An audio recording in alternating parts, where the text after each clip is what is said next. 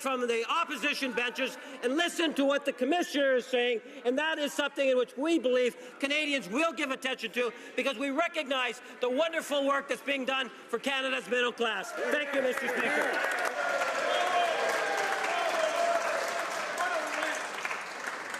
Order. Nice to see the House in a good mood. For now, statements by members. Déclaration des députés. The honourable member for Humber River, Black Creek. I rise today to acknowledge the leadership and service of Monday Gala, former principal of C.W. Jeffreys Collegiate Institute. In 2000, Mr. Gala joined the staff at C.W. Jeffreys, becoming vice principal in 2007, and then principal in 2012. Incredibly connected to his students and school community, under his guidance, C.W. Jeffreys has seen a turnaround and is the fastest improving school in the GTA. Named one of Canada's 40 outstanding principals by the Learning Partnership, Mr. Gala believes in the future of his students and encourages them to aim high, genuinely believing no student should be left behind when often the people and communities of Jane Finch feel they are. Thank you to Mr. Gala for his dedication to our community, and I wish you the best at Westview Centennial Secondary School. Thank you, Mr. Speaker. The honourable member for Oshawa. It's my great pleasure to recognize and celebrate the outgoing President and Vice Chancellor of the University of Ontario Institute of Technology in Oshawa, Dr. Tim McTiernan. Tim has had a profound impact on Oshawa. His work at UOIT has been instrumental in developing our community as a STEM-based institution and a research and innovation hub. Tim is from Kilkenny, Ireland. He earned his Bachelor of Arts from Trinity College in Dublin and his Master's and PhD from the University of British Columbia. In his 6 years, Tim oversaw an increased enrollment from 8,300 to over 10,000 students. He opened the first new software and informatics research center, increased the number of scholarships and bursaries available to students, and finalized the agreement of the joint UOIT Durham College Campus Master Plan.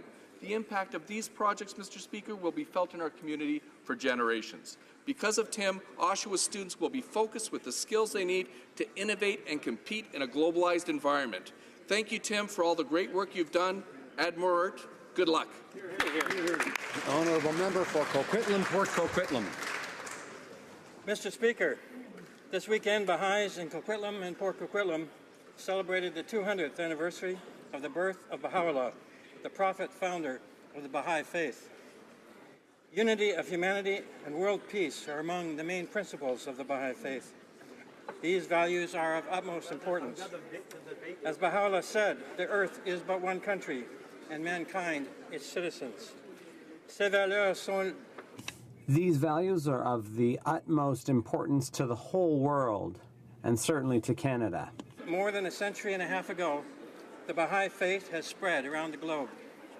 Members of the Baha'i faith live in more than 100,000 localities and come from nearly every nation, ethnic group, culture, profession, and social or economic background.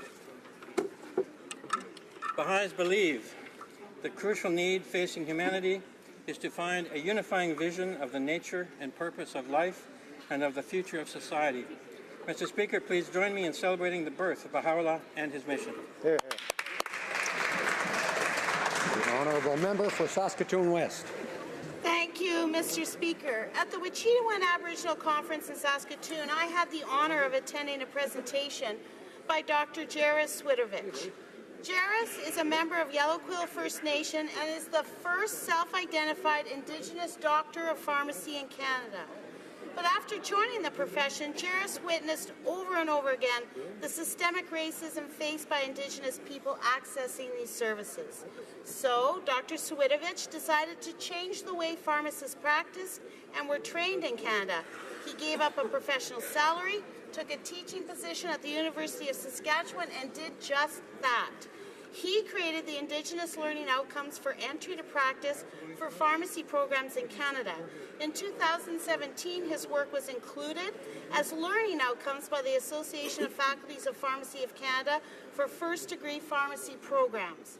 Inspired by the calls of actions 18 to 24 of the TRC, Dr. Swidovich has taken on ending racism within the pharmacy profession as his personal call to action. Mr. Speaker, please join me in celebrating this exceptional show of leadership in my community. Thank you. The honourable member for Winnipeg North. Yes, thank you, Mr. Speaker. I'd like to offer my most sincere congratulations to Dougal Lamont, the new leader of the Manitoba Liberal Party, but also to extend my congratulations to my daughter Cindy and John Gerard for putting such a wonderful effort in the leadership contest itself. I would like members across the way and all members to recognize the Canadian Parliamentary Review's latest edition has a wonderful read and encourage people to do so. In particular, page 8, I'm a little biased because it's something that my daughter had written. And it starts off by, "Dear former Cindy to the future Cindy, you can do this every day. Remind yourself that people are inherently good.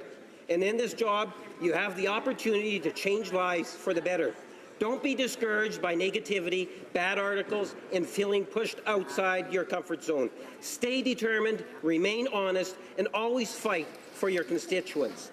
Politics has many highs and lows, but as long as you are surrounded yourself with good people, you take care of yourself, and you don't take anything for granted, you will be okay." Congratulations to all of those that were involved. Thank you. The honourable member for Red Deer Lacombe. Mr. Speaker, in February 2019, the City of Red Deer in central Alberta will host the 2019 Canada Winter Games. This will be the largest multi-sport event held in Alberta since the 1988 Winter Olympic Games and will have an economic impact of over $132 million. The 2019 Games will provide a stage for Canada's future national, international, and Olympic athletes to compete. These Games will leave a lasting legacy of new sports facilities such as the Gary W. Harris Canada Games Centre at Red Deer College and improved spaces at Great Chief Park and Canyon Ski Hill. Mr. Speaker, it is clear that events such as this are only successful with the support of the entire community. Thank you to partners like Nova Chemicals, the City of Red Deer and Red Deer County, and the hardworking Games Committee under the direction of Lynn Radford and an army of volunteers. I would also like to take this opportunity to congratulate 12-year-old Mackenzie Van Dam for her outstanding design of the Games mascot, Waskasoo. Mackenzie's design was selected for more than 300 entries and truly captures the warmth and spirit of the people of Red Deer. Congratulations, Mackenzie. We can truly say that Red Deer is ready. The honourable member for Marquarel-Fortin. Mr. Speaker, it being Women's History Month, I rise to pay tribute here in the House to an inspiring woman in my riding of Marquarel-Fortin, Ms. Liette Massé, president of Meals on Wheels in St. Rose. For over 20 years, Ms. Massé has left her mark on the Laval community with her involvement in the Soup Kitchen and the St. Vincent de Paul. Through her dedication to these organizations, she sets an example and proves day after day that small acts can make a big difference. The efforts made by Ms. Massé and her colleagues on behalf of the disadvantaged, particularly those who are losing their independence, are remarkable. They provide humanity and compassion, and that is priceless. On behalf of my constituents in Marquarel-Fortin, thank you, Ms. Massé, and thanks to everyone like you. Member for Charleswood, St. James, Assiniboia, Headingley. Okay. Thank you, Mr. Speaker. I am proud to rise today and share that Manitobans gathered this past weekend to select a new leader of the Manitoba Liberal Party, Dougal Lamont. Dougal is a leader committed to changing politics in Manitoba. He knows that everyone matters and that for democracy to thrive, we have to have an economy that is focused on the many and not the few. In a competition with excellent candidates, Dougal's campaign focused on empowering Manitobans with grassroots job creation, local control of health care, and reconciliation by addressing the first 5 recommendations of the Truth and Reconciliation Commission, which are all concerned with the number of Indigenous children in care. Dougal's extensive experience and expertise in government, business, academe give him a unique perspective and insight into making Manitoba a better place. Mr. Speaker, I offer my heartiest congratulations to Dougal and thanks to him and his fellow contestants Cindy Lamoureux and John Gerard for their tireless service to Manitobans. Thank you.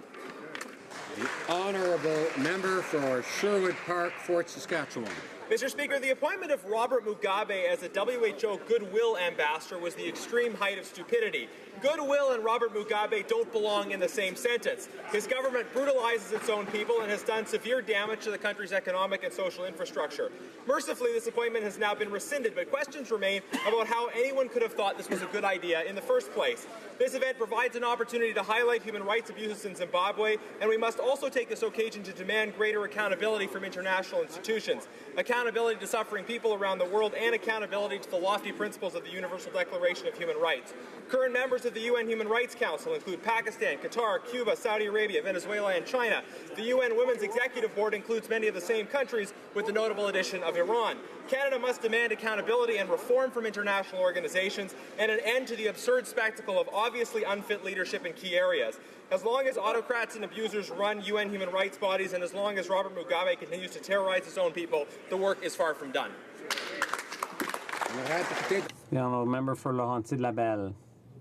Mr. Speaker, the people of Laurentides-Labelle are all excited because in a few weeks a new ski season begins. The Laurentians are the cradle of skiing in Canada. It's thanks to our pioneers like Jackrabbit Johansson, Émilie Couchant, Lucille Wheeler, and even my own grandmother, Pat Paré, that skiing has become a veritable industry. Downhill skiing, snowboarding, telemark, and cross-country are all made possible by the thousands of women and men who get involved all across my riding, and it's them I pay tribute to today. To all those who work to make our region a choice ski destination every winter, instructors, coaches, customer service reps, administrative staff, kitchen staff, ski patrols, hill groomers, maintenance staff, mechanics and technicians, lifties and parking lot attendants, rental staff, accommodation staff. To all of you, I say thank you and hats off. Have an excellent ski season. Thank you, Mr. Speaker. Okay, Aaron Mills. Mr. Speaker, over the month of October, my city of Mississauga was engulfed in a generosity frenzy. Under the leadership of our Mayor, Bonnie Crombie, Mississauga participated in the One Bag Challenge, raising food and money donations for the Mississauga Food Bank and Eden Food for Change. Thanks to the tireless efforts of Mayor Crombie and incredible partnerships with local community groups, businesses, and individuals, the One Bag Challenge exceeded its goals, raising £265,611 and $225,409, enough to distribute food for over 880,000 families. I want to thank Mayor Crombie for her efforts, for her energy, and her passion in building stronger communities. I also want to thank the thousands of Mississauga residents for their generosity. Mr. Speaker, together we can. Thank you. Honourable member for Caribou, Prince George. Mr. Speaker, this morning I received word of yet another first responder that took their own life. This is the 6th first responder suicide in a month. Every day I receive messages from people across Canada who desperately want to see Bill C-211 passed.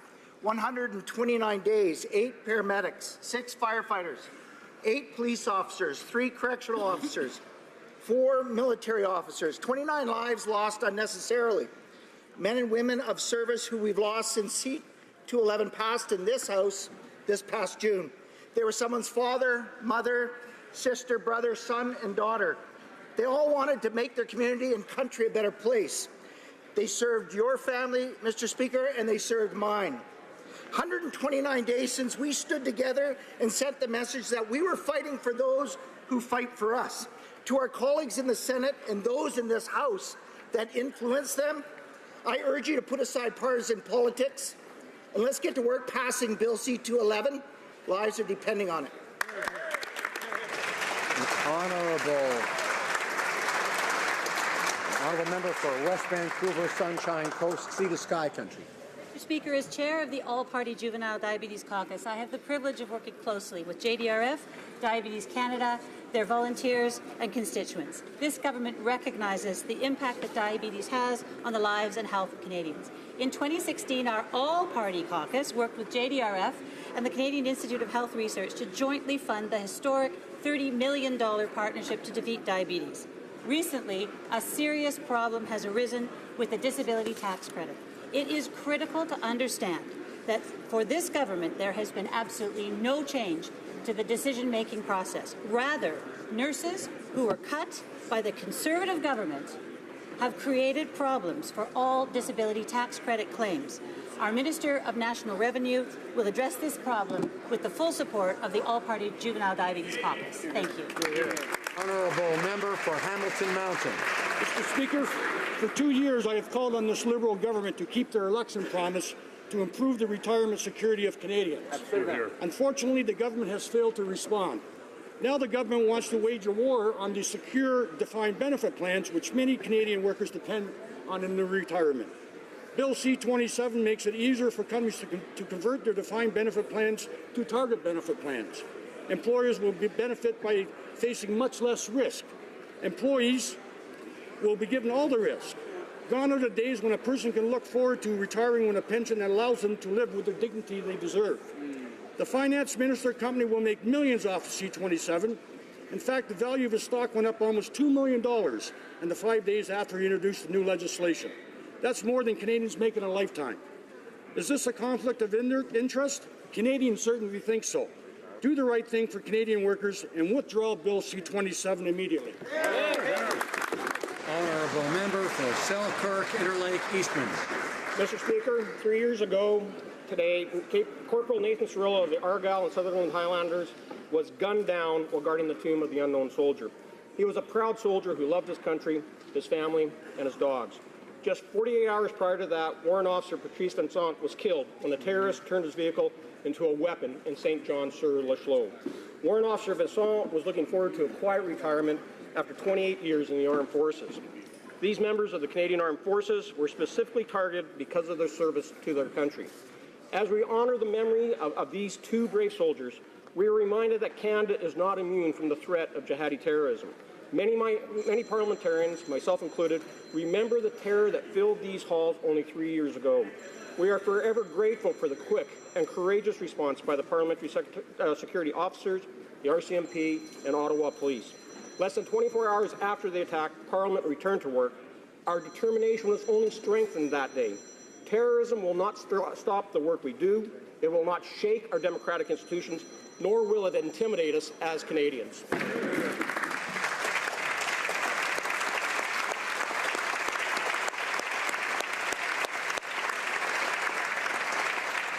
Honourable member for Charlottetown. Mr. Speaker, 3 years ago yesterday, a shooter attacked the National War Memorial on Parliament Hill. Corporal Nathan Cirillo was killed and others were injured. On this sad anniversary, all Canadians join Corporal Cirillo's friends and family, along with his fellow members of the Argyll and Sutherland Highlanders Regiment of Hamilton, to remember him with pain and with pride. Nous nous souvenons. We also remember the courage of all the first responders who swung into action, and once again, we thank them. Mr. Speaker, this act of terror targeted the seat of our democracy and the monument to those who sacrificed their lives to protect it. Despite our sorrow, we remain more attached than ever to the democratic values these institutions represent: freedom, solidarity, and the belief that diversity is our strength. Monsieur le Président. Thank you, Mr. Speaker.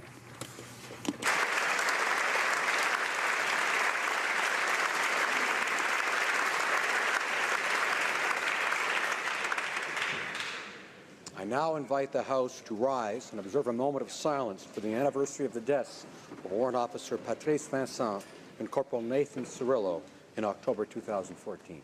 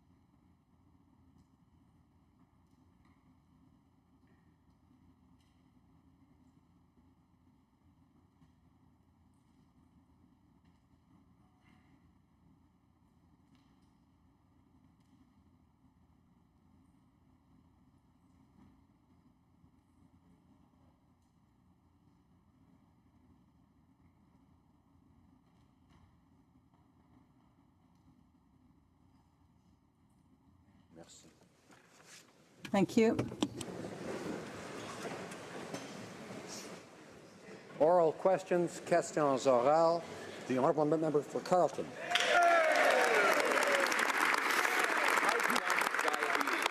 Type 1 diabetes requires half a dozen blood tests a day and regular insulin treatments, without which patients can suffer heart failure, comas, amputation, or even death. Diabetes sufferers have been eligible for the disability tax credit for over a decade, but now this government is stripping it away and raising taxes by over $1,000 on these vulnerable Canadians.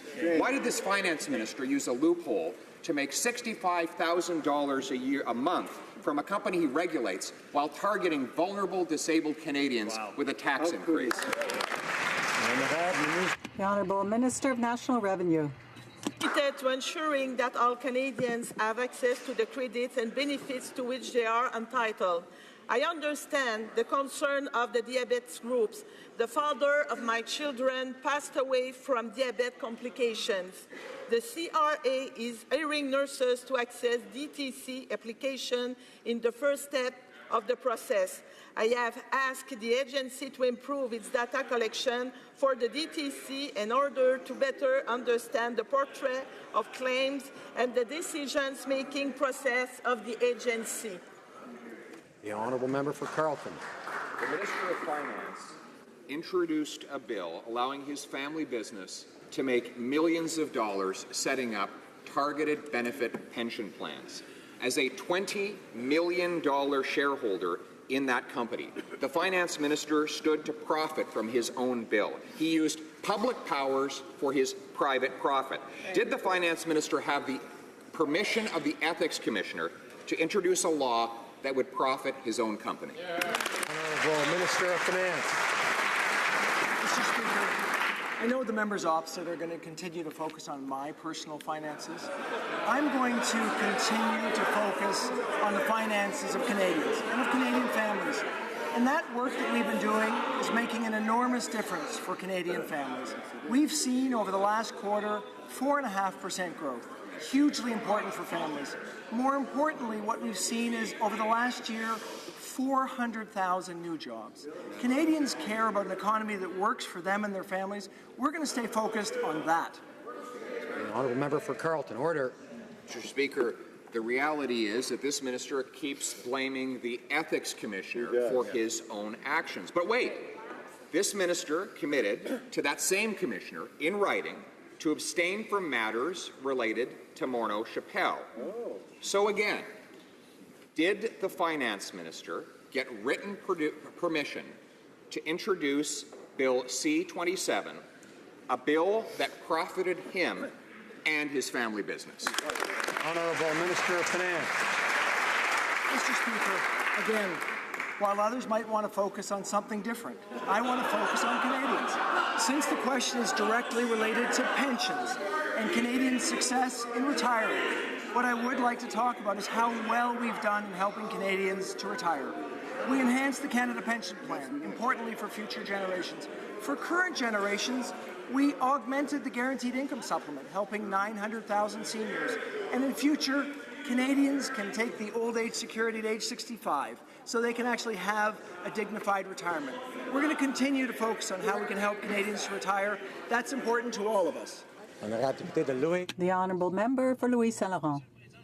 Mr. Speaker, well, this government appears to have completely lost control of its public finances. And now to make up for their bad management, they're trying to do what they can. After attacking SMEs, now the federal government is attacking sick people, people suffering from diabetes. This has never been seen before, and it's absolutely unacceptable. The government decided to abolish the tax credit for them. These people suffer immensely. And meanwhile, the Minister of Finance is benefiting from his own tax situation. Why does this Minister of Finance have a double standard, and is he attacking people who are suffering by diabetes? The Minister of Revenue, the government committed to giving all Canadians the credits and benefits they have a right to. I understand the situation of families who are suffering from diabetes. My husband died from diabetes a few years ago. We have already met with groups, diabetes groups. We will continue to meet with them this week, and we will continue to do our work. In fact, Mr. Speaker, the agency is currently hiring nurses to help assess claims for this tax credit in the first stage of the process, and I've asked the agency to improve its data collection process. The honourable member for Louis Saint Laurent. Well, Mr. Speaker, this is the problem. They only act when they're really caught in a corner. This is what is happening. This is what happened with the Minister of Finance. We know that Morneau Chappelle is a company that applies rules of the government, but the Minister of Finance is the one who regulates these rules. We saw this with Bill C-27. My question is simple. When did the Minister of Finance get permission from the Ethics Commissioner to table Bill C-27? The Honourable Minister of Finance. Mr. Speaker. The opposition is interested in my personal finances, but I'm interested in Canadian families. That's what's important. Now, we have one of the highest growth rates in one decade, and that's very important for Canadian families.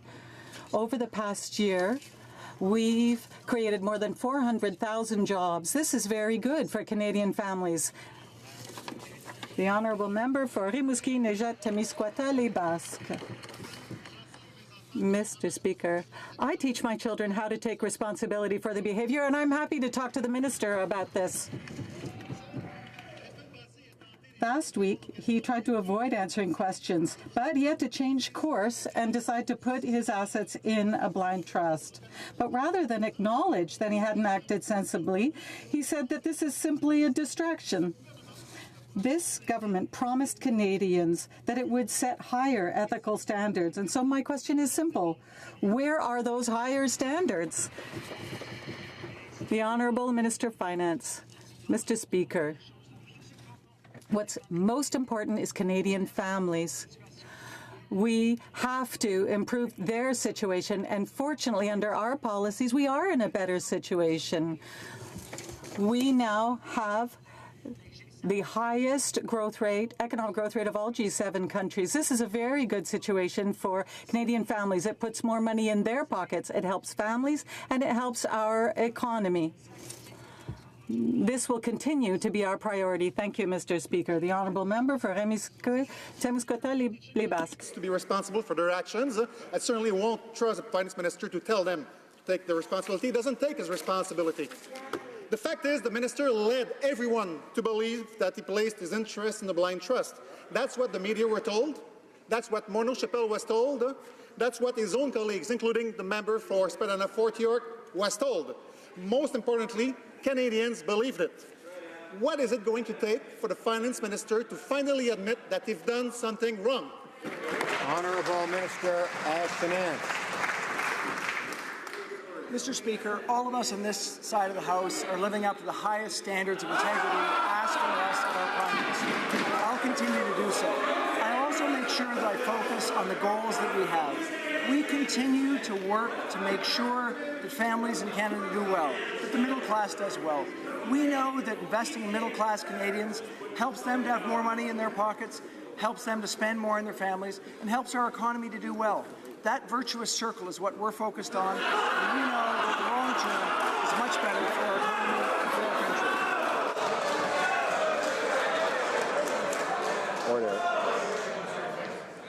Order.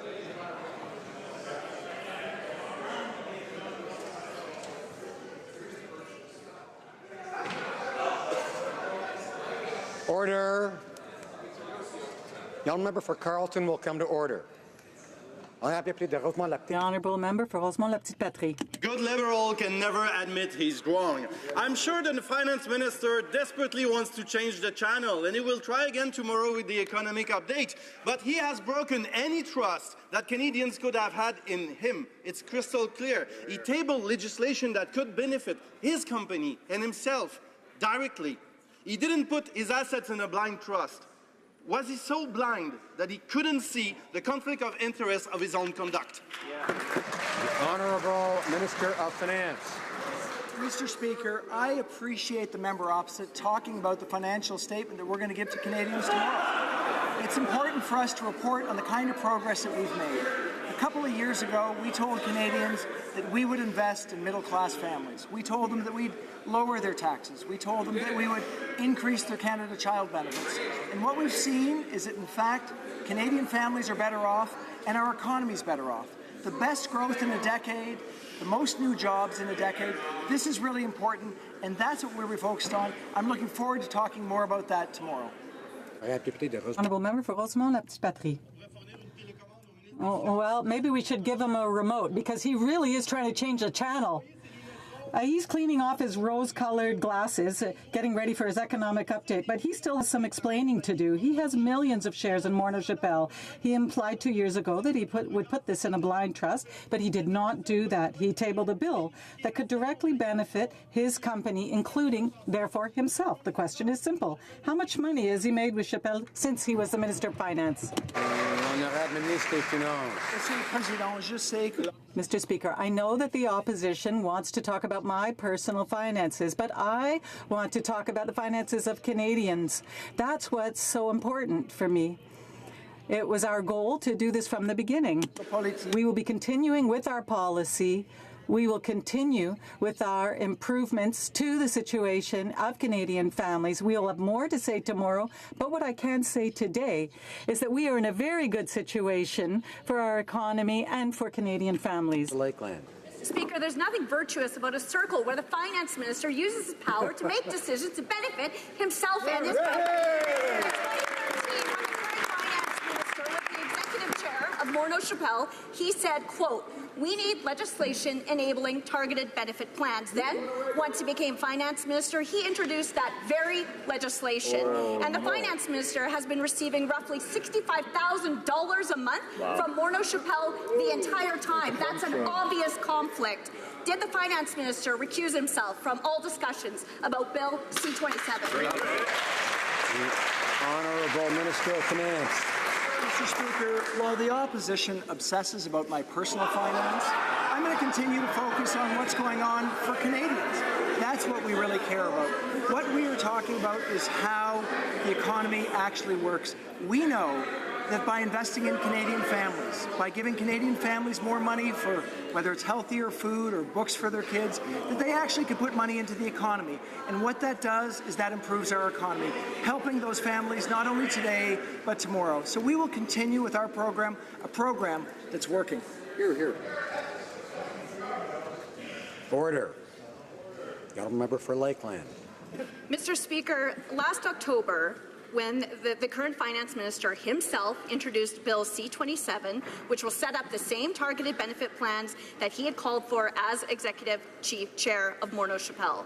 The finance minister has finally put his assets in a blind trust, but that doesn't fix the problem. Canadians are concerned about how he's admitted he has no moral compass of his own. For the last 2 years, he introduced and crafted legislation that directly benefits himself and his billion-dollar family company.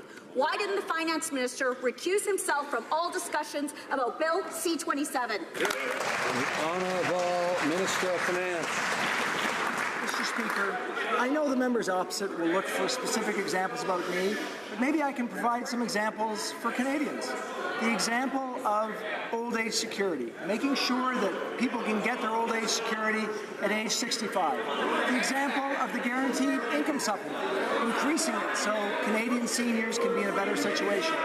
Or enhancing the Canada Pension Plan so that Canadians in future will have a better retirement.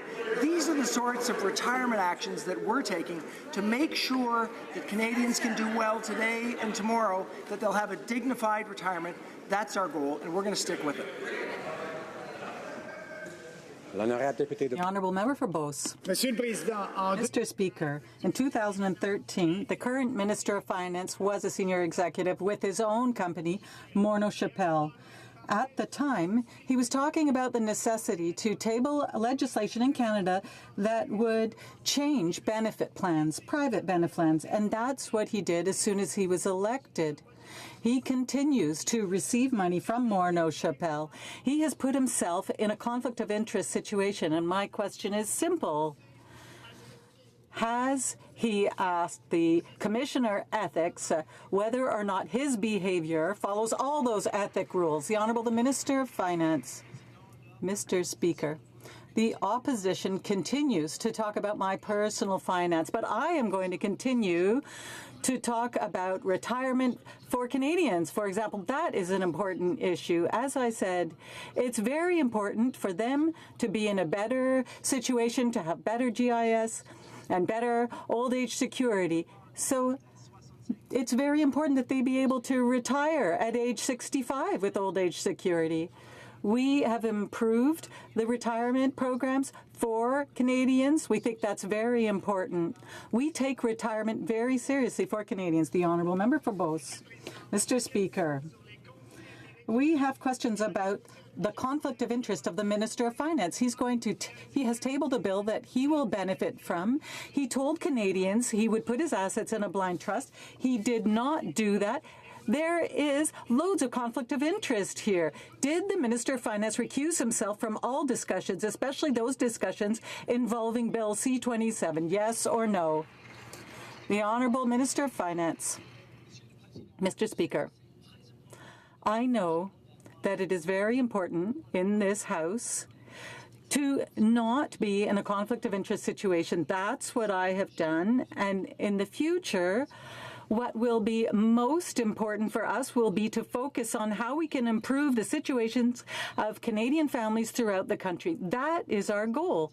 Fortunately, we are in a very good situation after 2 hours of being in government. We have a high economic growth rate, more jobs for Canadians. So this is a much better situation for Canadian families, and that will continue to be our goal. Chilliwack Hope. As a Bay Street executive, the finance minister lobbied for pension legislation that would directly benefit his company. As Minister of Finance, he introduced the very same legislation, and his Morneau-Chapelle shares jumped in value. The minister promised the Ethics Commissioner he would never involve himself in any matters involving Morneau-Chapelle. Did the minister receive written approval from the Ethics Commissioner to allow him to break that promise and use his position in government to introduce legislation that would directly benefit him and his company? Honourable Minister of Finance. Mr. Speaker, I've been focused on trying to improve the retirement system in Canada for a long time. I came into office looking on how we can continue to do that good work. Unfortunately, the previous government raised the retirement age for people getting old age security. Unfortunately, the people opposite did not support our goal of enhancing the Canada Pension Plan.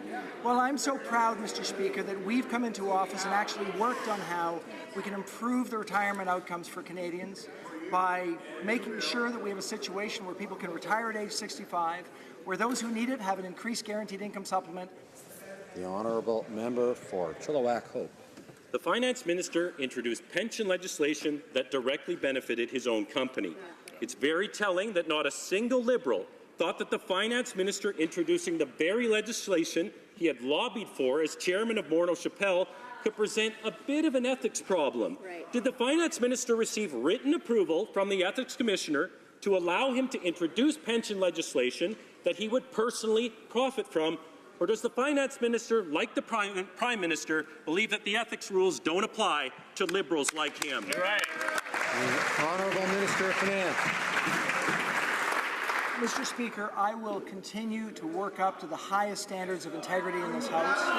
And what I know that we can do to meet up to Canadians' expectations is to do that while doing things that are actually going to improve the economy, but also improve their family situation. That's what we continue to focus on.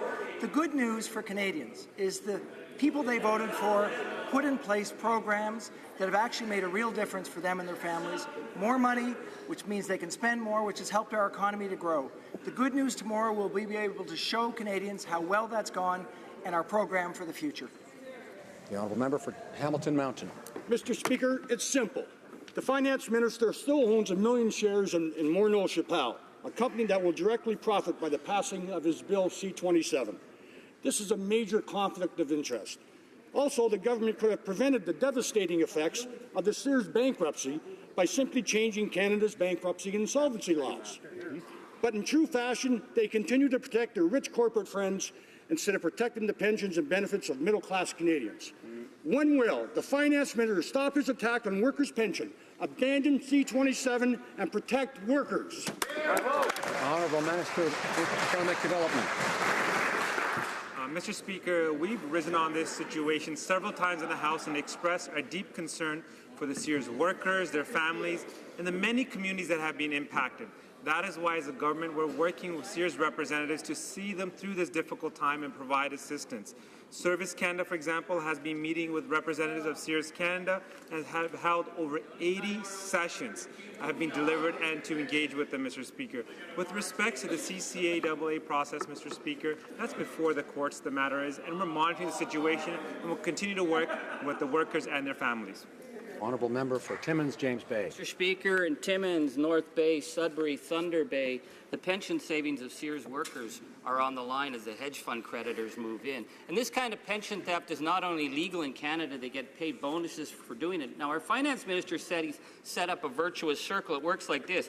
He's making a fortune off Morneau Chappelle shares, and they're in charge of the Sears pension fund. And him getting caught and having to sell those shares isn't virtue enough. Exactly right. So will he work with us to change the law to protect pensions in corporate bankruptcy, or will he continue to do the bidding of his friends at Morneau Chappelle? Honourable Minister of Economic Development. Mr. Speaker, our government has been very clear when it comes to securing pensions that this is a priority for us. We want to work with the workers. We want to work with the companies. We want to make sure that we have a process in place that gets the best possible outcome. With respect to Sears, Mr. Speaker, I understand that the current Sears Canada pension funds are held in trust and must be used solely for the benefit of pensioners. We're monitoring the situation that's before the courts under the CCAA process, and will continue to work with the workers, their families, and the many communities that have been impacted, Mr. Speaker. Honourable Member for Barrie Innisfil. Mr. Speaker, the Finance Minister talks about a virtuous circle. Maybe he should focus on a virtuous line that has seen his share in Morneau Chappelle stock rise by 31% since he became the Finance Minister. And for the past 2 years, he's also been in charge of treaty negotiations with Barbados, where Morneau Chappelle has a subsidiary. It's simple, Mr. Speaker. The sweeter the Barbados deal is, the better it is for him. Did the Finance Minister follow the law and recuse himself from all discussions regarding the tax treaty with Barbados? The Honourable Minister of Finance. Mr. Speaker, maybe I can draw a distinction between different sort of economic approaches. So the members opposite had an idea for a decade that we could have trickle-down economics and maybe just wait for the benefits. Yeah. We have a different idea. We have an idea that we're actually going to help people. And what we're going to do is actually give more money to middle-class Canadians. And that, Mr. Speaker, is what's going to allow them to spend more money on their family and actually improve our economy in the short and the long term. We're going to continue with our program, a program which is working, and we know that's what Canadians expect of us. The Honourable Member for Beauport-Côte-de-Beaupré, d'Orléans-Charlevoix. Mr. Speaker, as Minister of Finance, putting one's assets in a blind trust is simply common sense. What is unacceptable is when this same minister puts himself in a conflict of interest situation, as is the case with our tax treaty with Barbados. Can you, once and for all, answer the question on everyone's lips? Did the minister recuse himself during discussions involving Barbados or any other issue that could be seen as a conflict of interest? The Honourable Minister of Finance. Mr. Speaker, I know that it is very important to have a tax system that works well, and that is our approach. We are continuing to improve our tax system so that that system is fair for all and that it works as it should. That's what we said last week, and that's what we did last week for Canadians throughout the country. We reduced the SME tax. That is very important for investment in our economy. Mr. Speaker, it certainly would be nice to have a villa in the south of France, but it does get chilly in the south of France, so to escape the harsh Canadian climate, you would need a warmer destination like, oh, say, Barbados. The Minister of Finance knows all all about the benefits of Barbados. Nice climate, beautiful beaches, and of course, a place to avoid paying taxes. My question for the Finance Minister is simple. Did he recuse himself from discussions around the Canada-Barbados tax treaty? The Honourable Minister of Finance. Mr. Speaker, as I've said, while the members opposite obsess about my personal situation, I'm going to remain resolutely focused on what we were elected to do. What we were elected to do was to help Canadians. They had been subjected to a decade of a government that wasn't actually focused on helping them. So we immediately turned the channel on that approach by helping families with the Canada Child Benefit and by working to improve our economy. And good news, 2 years later, we're all feeling more confident about our future. The Honourable Opposition House Leader. Mr. Speaker, one would have to be stuck on an island with their head firmly stuck in the sand to not see how bad a conflict of interest this is.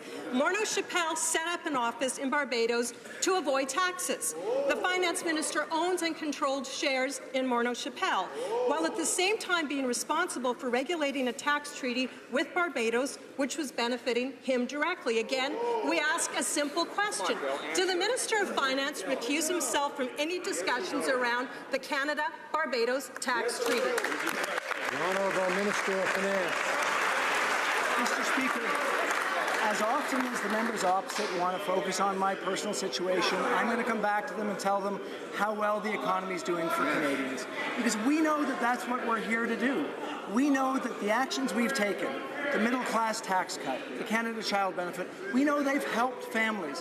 What we're going to be able to report on tomorrow is excellent news for Canadians. They made a great choice. They chose a team that helped families, which is helping the economy, and which is going to help their families and their future generation to do better.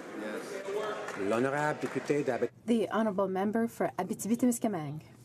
Mr. Speaker, CBC reported today that the conviction rate for charges of sexual assault is much lower in the military justice system than the civilian system. Furthermore, the victims don't benefit from the same rights or legal protections. More often than not, the accused get a slap on the wrist before continuing to work in the same place as their victim. The consequences are administrative, not criminal. It's not the same as being in court. Do the Liberals understand the impact on victims within the armed forces, and will they offer them better support? Mr. Speaker, inappropriate sexual behaviour of any kind is completely unacceptable and will not be tolerated in the Canadian Armed Forces. Our investigators now have better training. We will provide more support to victims. Furthermore, career action is being taken against perpetrators, and extensive training has been provided to prosecutors on sexual misconduct prosecutions. Mr. Speaker, we will not stop until sexual misconduct is stomped out of the Canadian Armed Forces. Thank you. Honourable Member for London Fanshawe. Mr. Speaker, today the CBC reported that the conviction rate for prosecutions for sexual assault in the military is well below the prosecution rate for the general population, and we know how low that bar is. More often than not, alleged offenders are simply found guilty of the lesser charge of disgraceful conduct. And in addition, victims fear reprisal or ostracism when they testify in military court. So the question is, will the Prime Minister, if he is really a committed feminist and believes in equality, take concrete actions to help these survivors? Honourable Minister of National Defence. Mr. Speaker, as I stated, inappropriate sexual behaviour of any kind is completely unacceptable and will not be tolerated. Every person who willingly serves their country, despite the many dangers and sacrifice of military service, deserves a professional environment in which they are treated with respect and dignity. There is still work to be done, and we remain committed to ensuring that the military's culture reflects the dignity for all. Thank you, Mr. Speaker. Honourable Member for York Centre. Mr. Speaker, Canadians have been horrified by reports of the abhorrent treatment of Rohingya Muslims in Myanmar. Hundreds of thousands have been forced to flee their homes into neighbouring Bangladesh. Their villages have been burned to the ground, and there are terrifying reports of brutal killing of civilians. These are crimes against humanity. Our government has repeatedly spoken out against the ethnic cleansing being perpetrated against the Rohingya by the security forces in Myanmar. I would like to ask the Minister of Foreign Affairs what further steps the government is taking to address this terrible violence. The Honourable Minister. I'd like to thank the member for York Centre for his question and his very hard work on this issue. I know we all agree that the ethnic cleansing and the crimes against humanity being perpetrated against the Rohingya must stop. Today, the Prime Minister announced the Honourable Bob Rae appointed as his special envoy to Myanmar. I think that we can also all agree that this great Canadian is going to help ensure that our country continues to lead globally on this pressing issue. The time to act and seek accountability for the Rohingya is now. Honorable Deputy Lévis-Lotbinière. The Honourable Member for Lévis-Lotbinière. Mr. Speaker, the Minister of Finance holds shares in Morneau Shepell, which places him in a conflict of interest with his current role. We also know that he holds shares in many other holding companies. Mr. Speaker, when will the Minister of Finance meet with the Conflict of Interest Commissioner as promised? And will he finally disclose the rest of his investments to the House so that Canadians may know whether the Minister is still in a conflict of interest? The Honourable Minister of Finance. Mr. Speaker, while the opposition is focusing on the subject of my finances, I'm concentrating on the subject of the finances of Canadians. That is very important. We will continue with our program to improve the situation of Canadian families. What I can say is that it works. We have the highest rate of growth for a decade. Over the last year, almost 400,000 new jobs were created in our country. That is an excellent situation, and tomorrow we're going to talk a bit more about that good economic situation. Thank you. Okanagan, Similkameen, Nicolette. Mr. Speaker, by his own filings, the Minister of Finance has multiple corporate entities. We know that he has a numbered company in Alberta that has held publicly traded shares in Morneau Shepell, and this has led to controversy here and consternation right across this great country.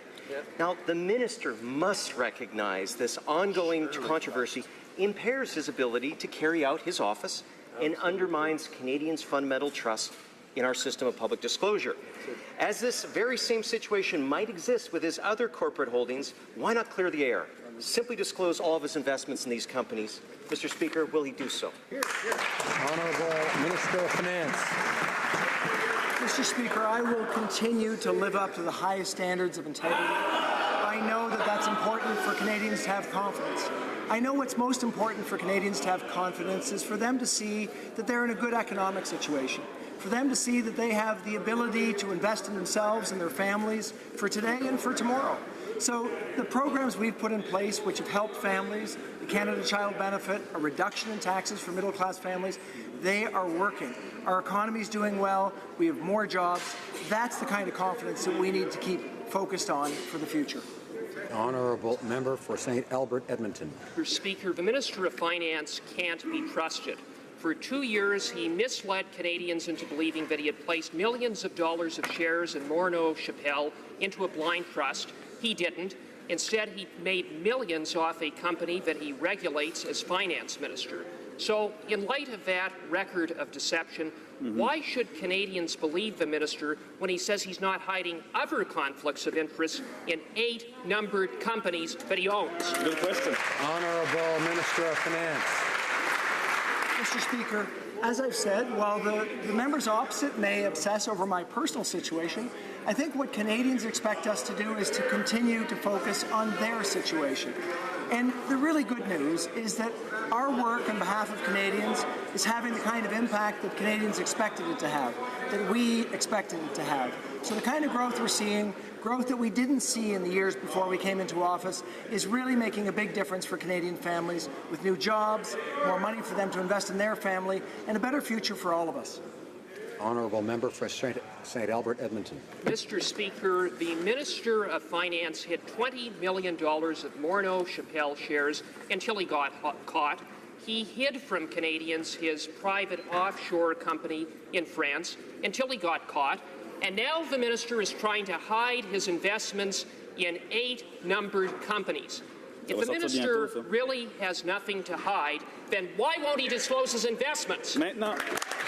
Honourable Minister of Finance. Mr. Speaker, I will continue to live up to the highest standards that the Prime Minister expects of me and the Canadians expect of me. I know that confidence is important. I know that for Canadians, the confidence they get from being in a good economic situation is critically important.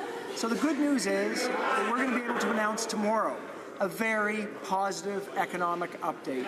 We have a situation where we've worked for a couple of years.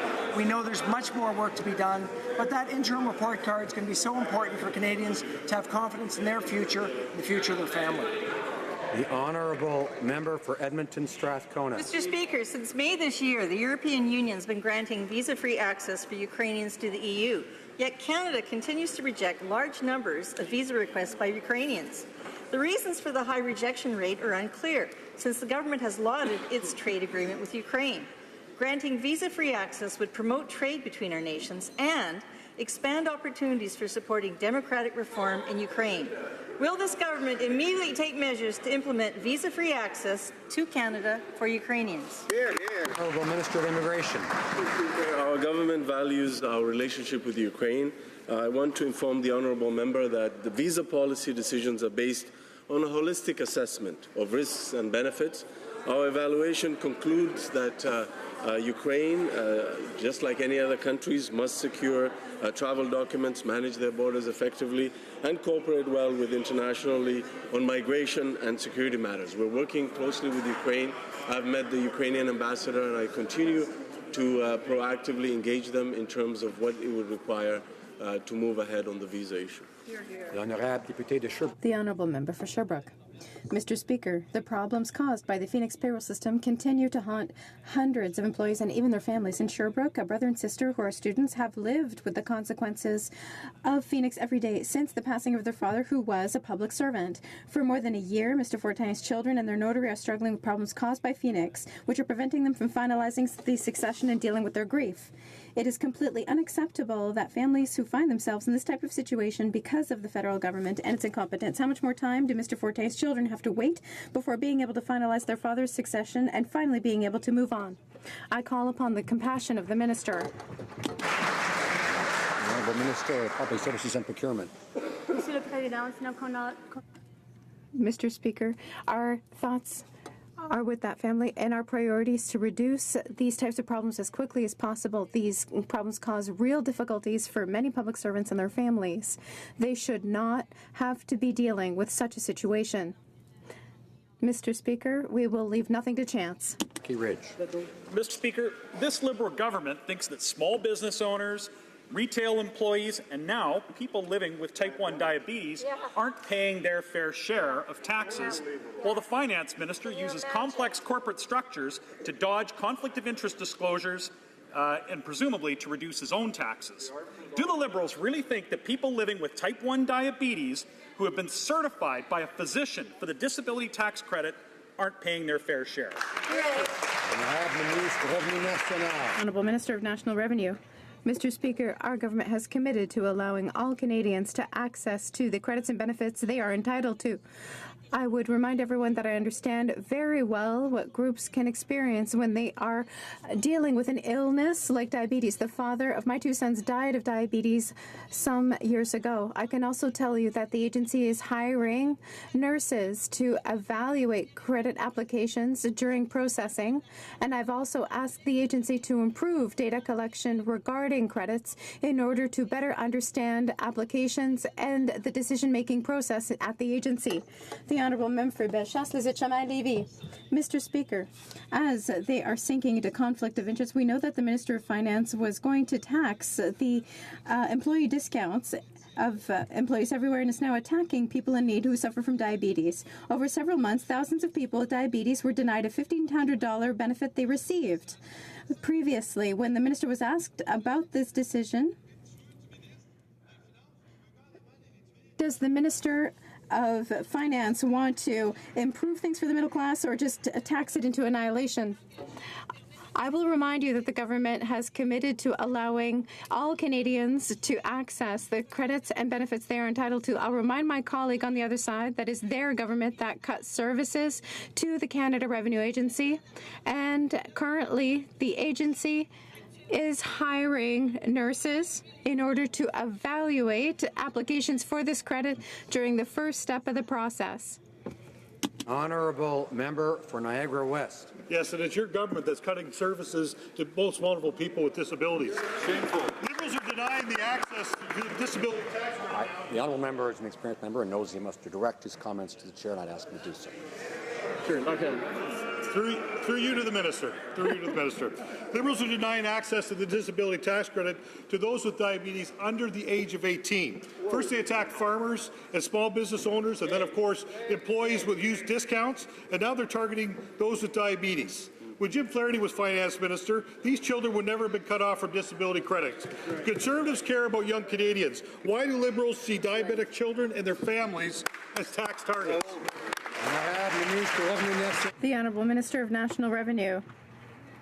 I will remind my colleagues on the other side that the law has not changed whatsoever. There's no interpretation of the law that has been applied. It is the Conservatives who cut services in the CRA, and we are currently hiring nurses to evaluate credit applications during the first step of the process. Order. The Honourable Member for Beauport needs to calm down. The Honourable Member for Saint-Léonard Saint-Michel. The news from Myanmar and Bangladesh on the Rohingya situation are highly alarming. The media has reported horrific testimony of murder and rape of women and girls. Thousands of children who are sometimes alone after having witnessed the unspeakable are trying to survive in the chaos where epidemics are a real threat. Can the Minister of International Development and the Francophonie update this House on recent humanitarian measures taken by the government to help the Rohingya?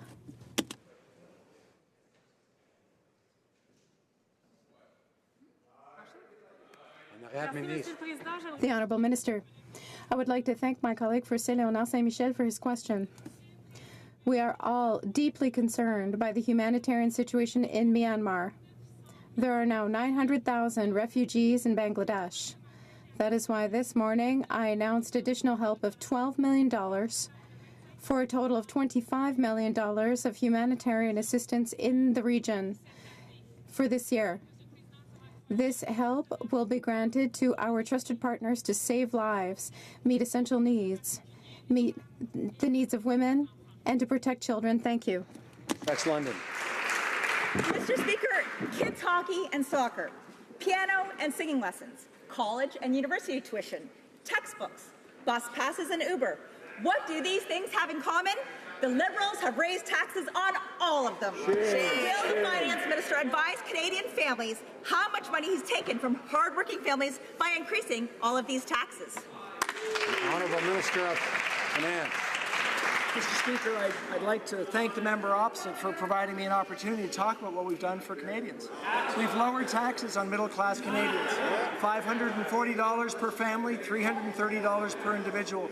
But more importantly, what we did was by introducing the Canada Child Benefit, taking away checks for those who didn't need it, by giving it more to families who actually needed it.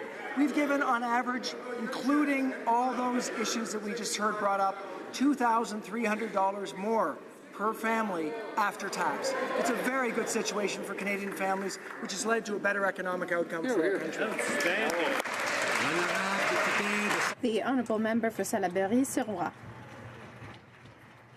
With my company, I bring a wrecked ship to Shediac without the required authorizations or expertise.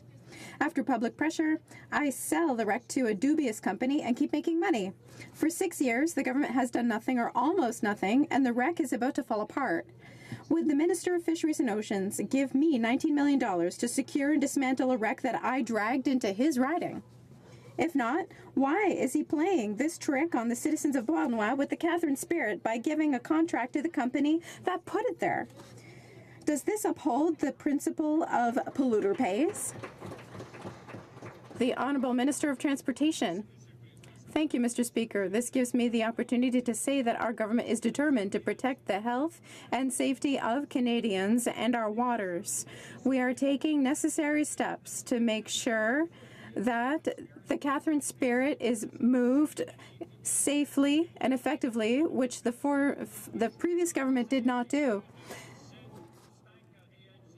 Public Services and Procurement Canada conducted several evaluations and has conducted environmental evaluations necessary to dismantle the ship. We are going to implement what we said we would. The Honourable Member for Madawaska-Restigouche.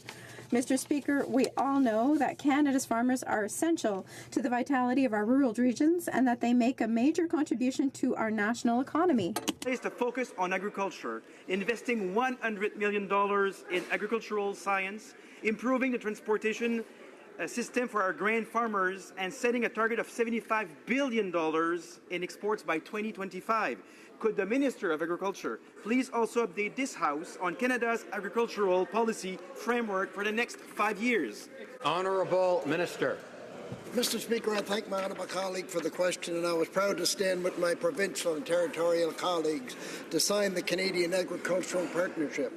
This $3 billion investment will strengthen Canadians' agricultural sector, ensuring continued innovation, growth and prosperity. Together with our government's investment in trade, science and innovation, the Canadian Agricultural Partnership will help farmers and processors create middle-class jobs right across this country. Honourable Member for Thornhill. Mr. Speaker, as we continue in a few moments with debate on the Opposition Day motion calling on the Finance Minister to apologize for failing to live up to the Prime Minister's mandate letter ethical standards and for breaking trust with Canadians, a couple of still unanswered questions again. When did the Finance Minister advise the Prime Minister that he was establishing neither a blind trust, or divesting his stock holdings? And again, has the Finance Minister been served notice by the Ethics Commissioner of his violation of the Conflict of Interest Act? The Honourable Minister of Finance. Mr. Speaker, I am pleased to say that I want to live up to the high standards that the Prime Minister set for all of our Cabinet on ethical behaviour, and that's what I will continue to do. I know that that's what allows us to do the work that's so important for Canadians. That work is making sure that families feel better. They know that after 10 dark years that it's important to have people who are actually investing in their family so that they actually can do better, so they can help their family to succeed now and in the future. And that, Mr. Speaker, is exactly what we've done. The Honourable Member for Rivière-du-Nord. Thank you, Mr. Speaker.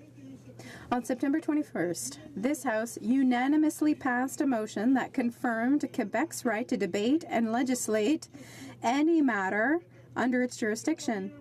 Barely a month later, the Liberals have renounced the motion.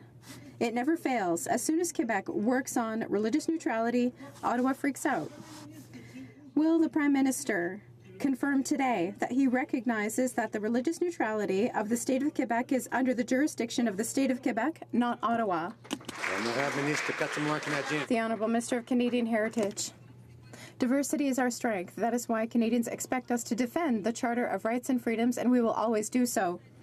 As the Prime Minister has already said several times, it is not up to the state to dictate what people can and cannot wear. We are going to continue the discussion on this matter, and we are going to carefully study the application of the new law. The Honourable Member for Rivière-du-Nord. Mr. Speaker, we have members of Quebec's National Assembly that vote on legislation under their jurisdiction, and Quebecers pay them to do it. And now, here in Ottawa, there are those who want to challenge that legislation once again with money from Quebec's taxpayers. Another great example of federalism that doesn't work. Will the Prime Minister commit to not using Quebecers' money to challenge Bill 62, which was passed by Quebec's own government? The Honourable Minister of Canadian Heritage. We know that diversity is our strength, and that is why we respect the Charter of Rights and Freedoms, and we will make sure that we continue to defend it. In the matter of what people can and cannot wear, the Prime Minister has mentioned several times already that it's not up to the state to dictate that. That is why we are going to follow the discussions over the next few weeks, and we are going to carefully study the directives of application of the Act. Saanich Gulf Islands. Thank you. Since my election in 2011, nothing was more painful than watching the destruction of our environmental laws in 2012. I took heart at the Liberal promises to reverse those changes and restore environmental protection, particularly in the mandate letter to the Minister of Transportation, which reads that he will review previous government changes to the Navigable Waters Protection Act and, quote, restore lost protections. But it now appears increasingly clear that's not the plan. A schedule of named waterways will be left intact. Will the Minister of Transportation honour his mandate letter and restore lost protections? The Honourable Minister of Transport. Mr. Speaker, I want to reassure my colleague that I take my mandate extremely seriously with respect to Navigable Waters Act. I remember spending all night long with my honourable colleague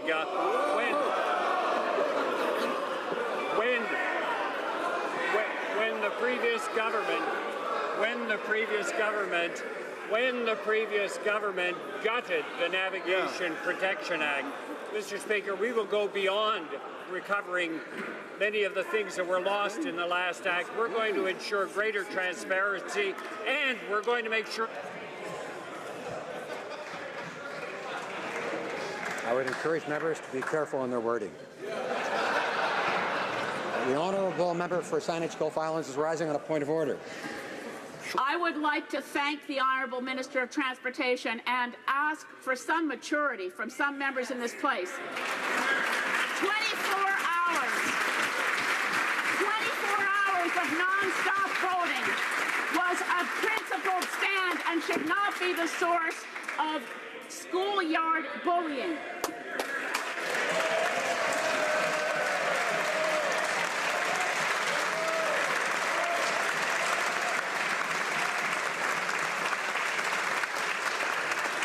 Thank the member for her efforts to assist me in encouraging members to act with proper decorum.